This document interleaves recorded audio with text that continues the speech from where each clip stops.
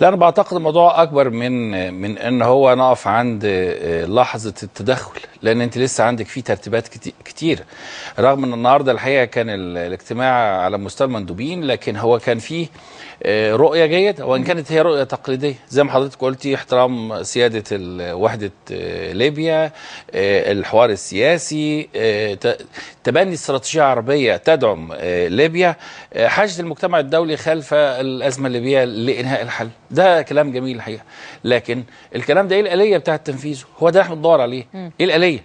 اذا كانت الاليه الوحيده او الاستراتيجيه الوحيده اللي انت تبنتيها في مجال الدفاع عن الوطن العربي كله او جغرافيا الوطن العربي كله بما فيها ليبيا هو القوى العربيه المشتركه، للان لم تتحركي. كان في اجتماع من اسبوعين، اجتماع نهائي تم تاجيله، لكن هو المفروض في اجتماع في 27 من الشهر الجاري بين وزراء الخارجيه والدفاع العرب.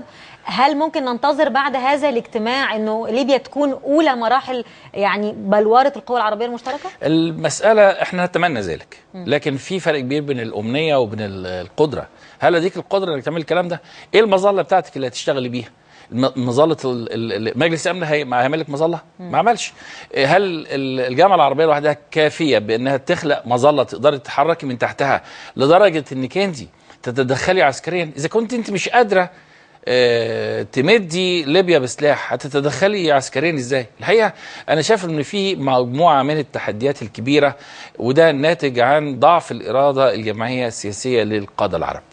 لو تمكنا من الحقيقه من وضع استراتيجيه اللي هي متمثله في قوه التحالف العربي، القوى المشتركه اللي بيتكلموا عليها، وتبنيناها وقدرنا نخلق لها مظله قانونيه، لان انت عندك مشكله. انت النهارده مش من القوه بحيث ان انت تعملي اي حاجه من غير ما ترجعي لمجلس الامن ولا للدول الكبرى. مساله صعبه جدا. حين ارادت الدول العربيه عملت ده في اليمن.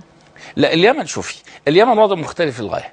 اليمن في المرتين، سواء في 26 مارس 2014 في بدايه عاصفه الحزم، او بعد كده في شهر 6 كان في 2015 كان في عندك حاجتين مهمين. في كل الاحوال هي كانت ورقه ضغط على ايران، لان انت كنت بتحارب ايران، مش بتحارب حاجه ثانيه. وسمح ليكي، لان كان في نهايه مارس لو احنا فاكرين 2015 كان لازم يتم التوقيع على الاتفاق الاطاريه مع 5+1.